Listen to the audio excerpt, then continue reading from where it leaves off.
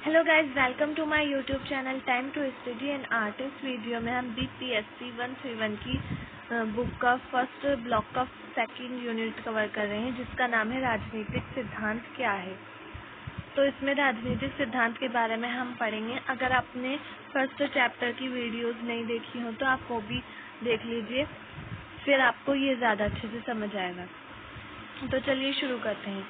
सबसे पहले राजनीतिक सिद्धांत की मीनिंग क्या होती है, उसका अर्थ क्या होता है, तो उसके बारे में जान लेते हैं। पहले राजनीतिक सिद्धांत दो शब्दों से मिलकर बना है, राजनीति और सिद्धांत। राजनीति का अर्थ सत्ता या शक्ति से है तथा सिद्धांत को अंग्रेजी में थ्योरी कहा जाता है।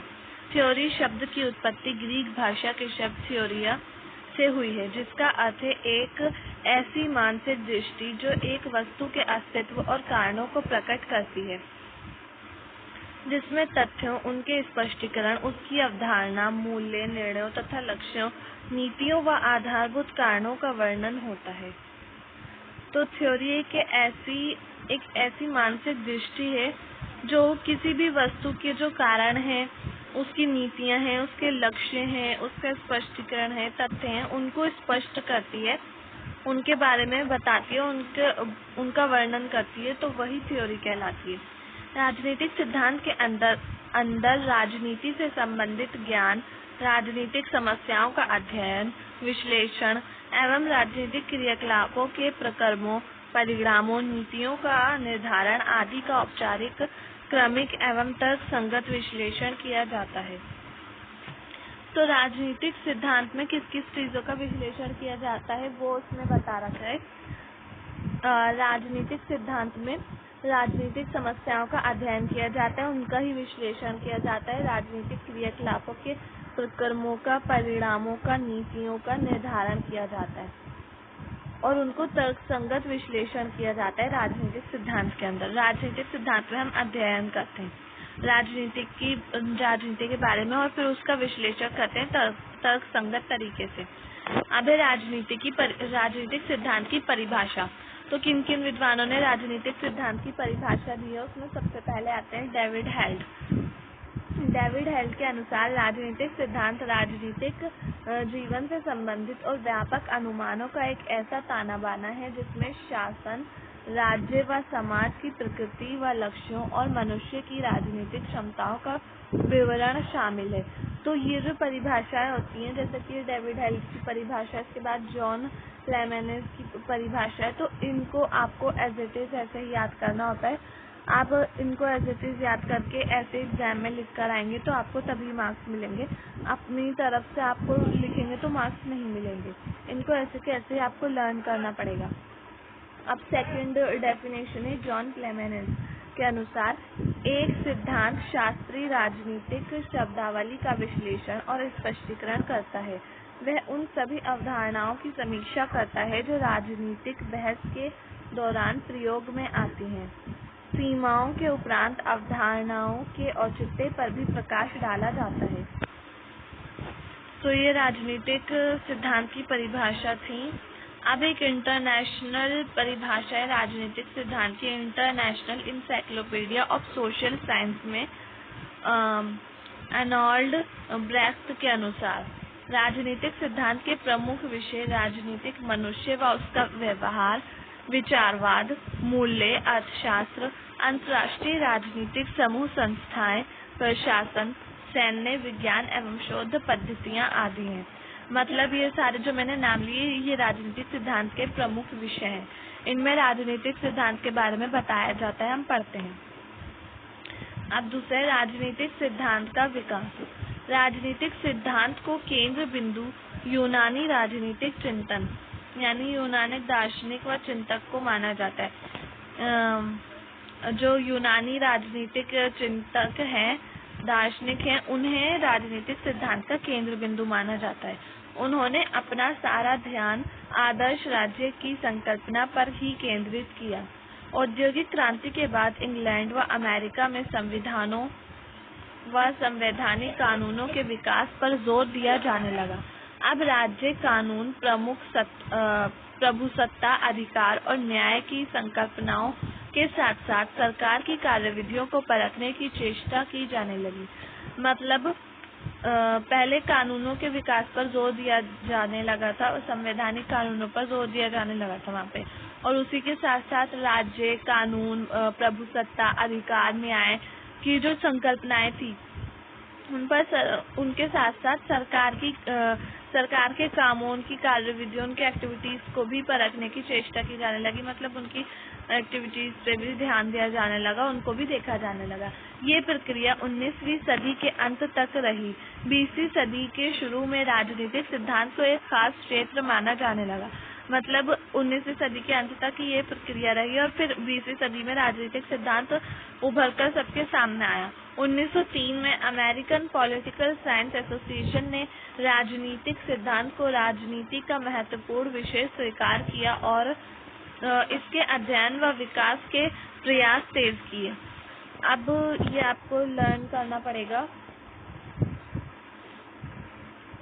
अमेरिकन पॉलिटिकल साइंस एसोसिएशन ने राजनीतिक सिद्धांत को एक विषय मान लिया, विषय के तौर पर स्वीकार कर लिया और उसके अध्ययन व विकास के प्रयास की कोशिशें की प्रयास किए।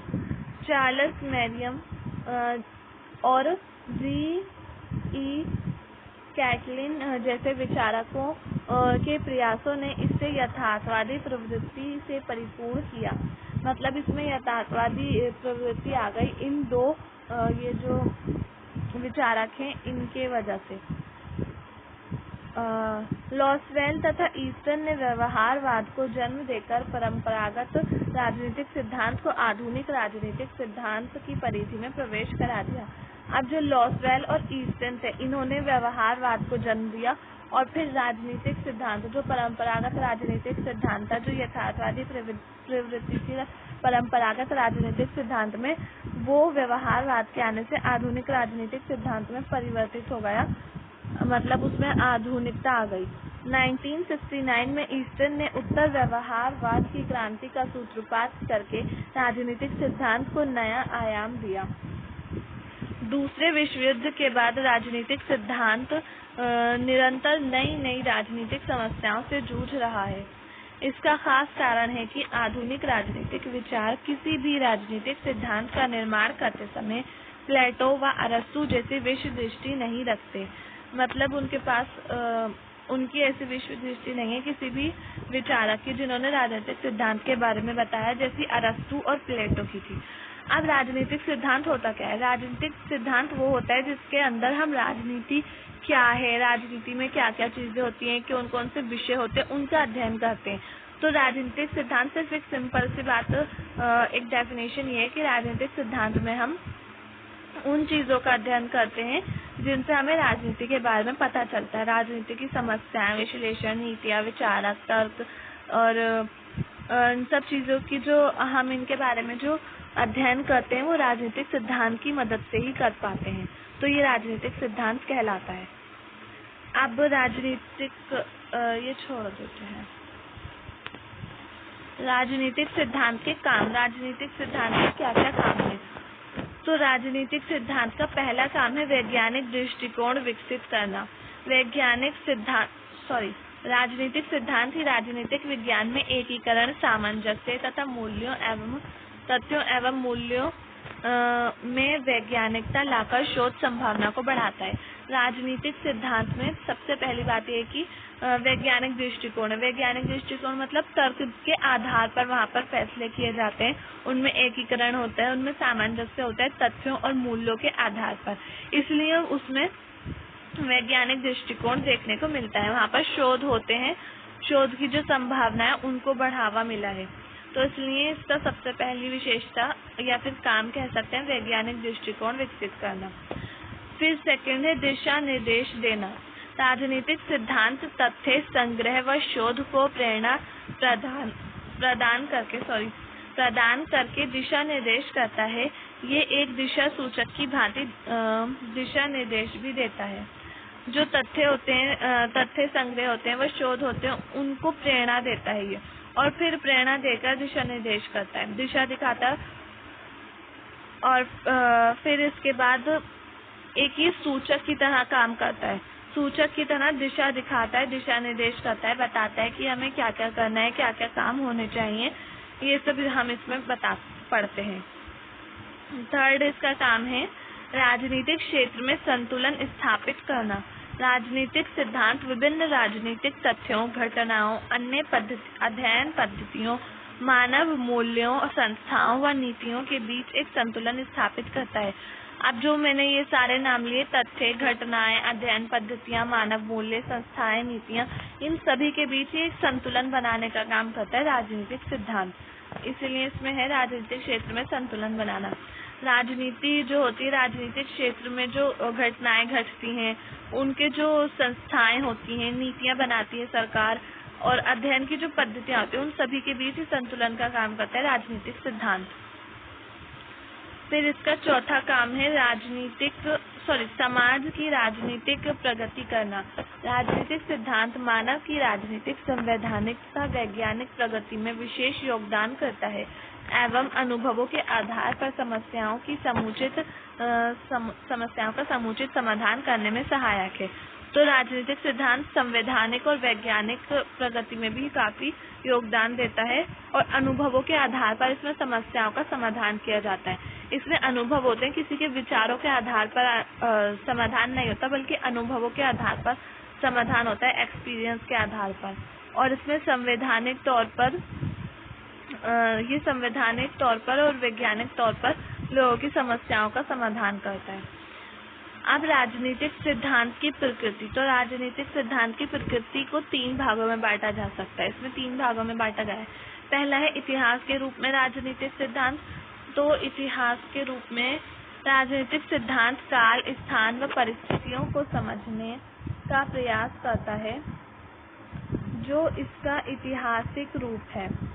तो इस राजनीतिक सिद्धांत का जो ऐतिहासिक रूप है, उसमें वह काल, स्थान, परिस्थितियों को समझने का काम करता है, परिस्थितियों को समझने की कोशिश करता है या फिर काम करता है। राजनीति में जिन समस्याओं का अध्ययन किया जाता है, उनका अपना इतिहास होता है, जिसको बिना जाने हल करना कठिन होता है। ऐतिहासिक अनुभवों के आधार पर वर्तमान राजनीतिक जीवन में सुधार करते हुए भविष्य के लिए मार्ग निश्चित किया जाता है। अब जो राजनीतिक सिद्धांत होता है, राजनीतिक सिद्धांत के बारे में ही हम पढ़ते हैं कि हमारे हिस्ट्री में क्या हुआ था, इतिहास में क्या हुआ था। फिर उसके बाद हमें समझ आता है कि अब हमें आगे क्या करना है, उस समय क्या होता है। अगर वैसे ही कंडीशन दोबारा से हमारे वर्तमान में चल रही है, हमारे प्रेजेंट में चल रही है, तो फिर हम वही जैसे उस पहले के समय में इतिहास में उसका समाधान हुआ था, वैसे ही हम अपनी दोबारा से समाधान करते हैं उस समस्या का, दोबारा से उसको ठीक करते हैं, और फिर उसके बाद भविष्य के लिए भी मार्ग निश्चित किया जाता है। उसके बाद फिर है अब इसका सेकंड जो पॉइंट है वो ये है दर्शन शास्त्र के रूप में राजनीतिक सिद्धांत। संसार के समस्त आदर्श, मानक एवं मूल्य दर्शन शास्त्र में समाये हुए हैं। तो जो आदर्श हैं, संसार के जो सारे आदर्श हैं, मानक है, मूल्य है, वो सब दर्शन शास्त्र में है। स्ट्रॉस के अनुसार राजनीति दर्शन शास्त्र का एक अंग है। दर्शन शास्त्र शाश्वत ज्ञान की खोज में लगा रहता है। इसी प्रकार राजनीतिक दर्शन राजनीतिक तथ्यों की प्रकृति एवं उपयुक्त और उत्तम राजनीतिक व्यवस्था की खोज करता है। तो ये जो स्ट्रॉस है, ये कहते हैं कि दर्शन शास्त्र एक अंग है, राजनीतिक दर्शन शास्त्र का ही एक अंग है, और दर्शन शास्त्र जो है वो हमेशा ज्ञान की खोज में लगा रहता है। इसलिए राजनीति में दर्शन की राजनीतिक तथ्य और प्रकृति देखने को मिलती है, और इसी वजह से जो राजनीति है वो उत्तम व्यवस्था की खोज करती रहती है हमेशा। अब है विज्ञान के रूप में राजनीतिक सिद्धांत। राजनीतिक सिद्धांत एक ऐसा विज्ञान है जो बुद्धिवाद की आवश्यकताओं को पूरा करता है, क्योंकि प्रेक्षणीय व परीक्षणीय हैं। तो राजनीतिक सिद्धांत विज्ञान विज्ञान भी, राजनीतिक सिद्धांत को विज्ञान भी कहते हैं राजनीति को। तो वो बुद्धिवाद की जो आवश्यकता है उनको पूरा करता है, क्योंकि उसमें प्रेक्षण किए जाते हैं, परीक्षण किए जाते हैं। इसमें यथार्थ विज्ञानों के जैसे नियम व सीमाओं के अंदर सामाजिक जनसमूह पर प्रयोग होते हैं और उनका अध्ययन भी होता है एवं उनके आधार पर निष्कर्ष भी निकाले जाते हैं जो विज्ञान पक्ष को परिभाषित करते हैं। अब इसमें जो जनसमूह है उनका प्रयोग होता है, उन पर अध्ययन किया जाता है और फिर उसी के आधार पर उनके निष्कर्ष निकाले जाते हैं। अगर समस्याएं होती हैं तो उनकी समाधान ढूंढे जाते हैं, निष्कर्ष निकाले जाते हैं और फिर विज्ञान के तौर पर राजनीति में उनको विज्ञान के तौर पर परिभाषित किया जाता है। तो इसलिए ये एक विज्ञान है इसकी प्रकृति में। सो गाइस, आज की वीडियो में सिर्फ इतना ही। अगर आपको मेरी वीडियो पसंद आई हो तो प्लीज़ मेरे चैनल को सब्सक्राइब करें, वीडियो को लाइक करें, शेयर करें एंड कमेंट्स बॉक्स में ज़रूर बताएं आपको मेरी वीडियो कैसी लगी।